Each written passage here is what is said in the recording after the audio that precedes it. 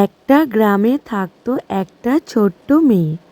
মেয়েটির বাবা মা ছিল না, তবুও সে জীবনে হার মানতে রাজি ছিল না। মেয়েটির নাম ছিল আশা। একদিন আশা বারান্দায় বসে ভাবতে লাগলো। মা থাকলে বলতো, হাল ছাড়িস না মা, আমি পারবো, আমি চেষ্টা করব।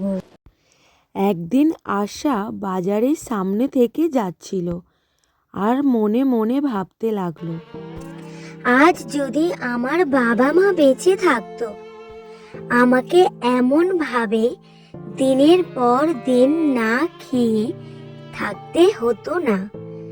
ভালো স্কুলে পড়তে পারতাম, ভালো ভালো জামা কাপড় পরতে পারতাম, নিজের মনের মতো করে চলতে পারতাম।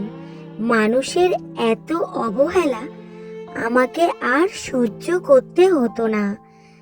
আমার বাবা আমার জন্য অনেক কিছুই করত, আর আমার মা আমাকে প্রত্যেক দিন গালে তুলে খাইয়ে দিত। এই মেয়ে, শোন, এখানে কোথায় যাচ্ছিস? তোকে ডাকছি না, শুনে যা। তোর না বাবা মা নেই, তাহলে তুই এখানে ওখানে কেন ঘুরে বেড়াস? বাড়িতে চুপচাপ থাকতে পারিস না? এখন একটা ভালো মন্দ ঘটে গেলে কি হবে? কে দেখবে একে? কে বা নেবে এর দায়িত্ব? কে জানে বাপু, এই মেয়ের ভবিষ্যৎ কি হবে? এই মেয়ে, এখানে দাঁড়াবি না, যা, এখান থেকে চলে যা। কে দেখবে এর? এর দায়িত্ব বা নেবে কে? কি জানে বাপু, কি যে হবে ভগবান জানে। এর কোনো আত্মীয় স্বজনও নেই যে একে আমরা সেখানে গিয়ে রেখে আসতে পারি।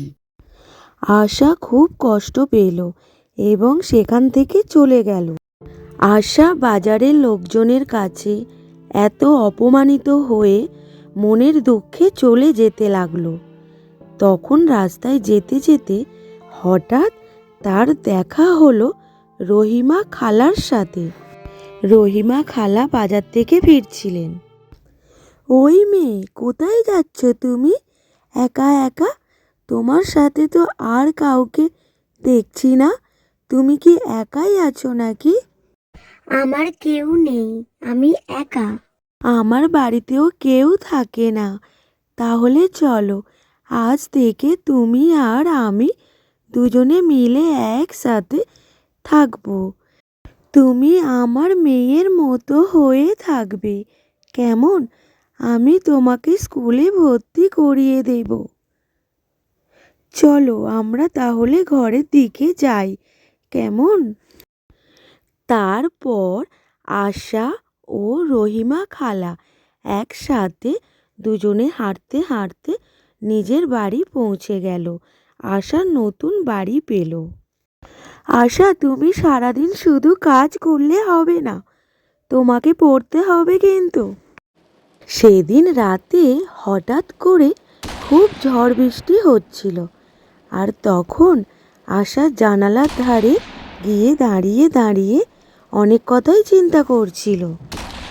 আমি মন দিয়ে পড়াশোনা করব, আর পড়াশোনা করে আমি একজন ভালো মানুষ হব, মানুষকে সাহায্য করব। পরের দিন রহিমা খালা আশাকে নিয়ে স্কুলে গেল, তাকে স্কুলে ভর্তি করিয়ে দেবে। রহিমা খালা, আপনি একটা খুব ভালো কাজ করেছেন। এই অসহায় মেয়েটাকে আশ্রয় দিয়েছেন, আর তাকে আবার স্কুলে ভর্তি করাতে নিয়ে এসেছেন। ঠিক আছে, ওর টাকা দিতে হবে না আপনাকে, ও খুব যত্ন নিয়ে পড়বে, সেটা আমি জানি। ও জীবনে সফল হবে একদিন, আপনি দেখবেন। ওর নামটাও আশা, ওর ভিতরে অনেক আশা আছে। আপনি দেখবেন আপনাদের স্কুলের নাম ও একদিন উজ্জ্বল করবে। তারপর থেকে আশা মনোযোগ দিয়ে পড়াশোনা করতে শুরু করে দিল। তাদের বার্ষিক পরীক্ষার ফলাফল বেরোলো। রহিমা, তুমি জানো তোমার আশা তোমার আদরের মেয়ে আশা। আশা কি করেছে? আশা ক্লাসের মধ্যে প্রথম স্থান অধিকার করেছে, আমাদের মুখ উজ্জ্বল করেছে, তোমার মুখও উজ্জ্বল করেছে। আমি বলেছিলাম না ম্যাডাম আপনাকে, আমার মেয়ে পারবে। দেখেছেন তো আমার মেয়ে পেরেছে। আমি বলেছিলাম আমার মেয়েটা সব পারবে। রহিমা খালা, আমি কিছুই করতে পারতাম না যদি তুমি সেদিন আমাকে না তোমার বাড়িতে আশ্রয় দিতে। আমি আজ যা তা সবটাই তোমার জন্য খালা। ভালোবাসা ও দয়া অনাথ জীবনের অন্ধকারকেও আলো করে তোলে।